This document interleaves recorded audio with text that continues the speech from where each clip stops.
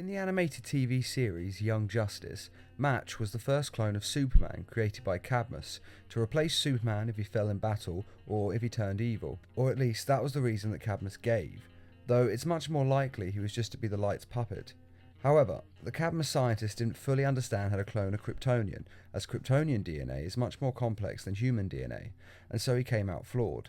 Tell me what you know about Project Match. Very little. I know more about you. Kryptonian DNA is notoriously difficult for human science to read. Though he had all of Superman's powers, flight, super strength, heat vision, he was unfortunately born insane and thus impossible to control. And since the Light couldn't control him, they had the Cadmus scientists subdue him in a pod and then created Superboy using half Superman's DNA and half human DNA from Lex Luthor. Half your DNA is human. Haven't you wondered who the donor was? Or have you just been afraid to acknowledge the obvious? Face it, son. You have much more in common with me than Superman. That's a lie! Superboy tried to free Match, but upon releasing him from his cryopod, he went feral and attacked Superboy, and later on he was forced to put Match back into cryostasis, just as the Light had.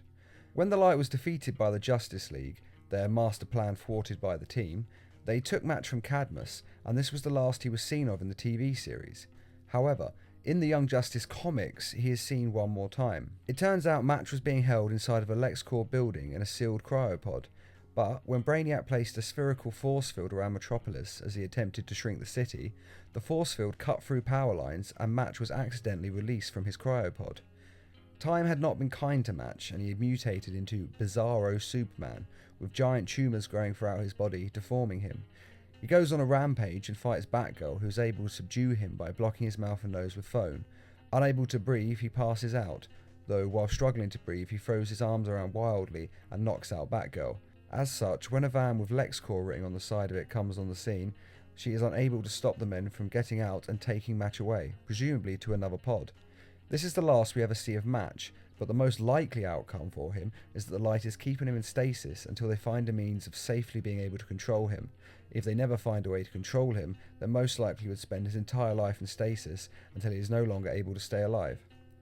What do you think's more likely? Do you agree with this, or do you have a different theory? Let us know in the comments, and feel free to share, like, subscribe, and comment.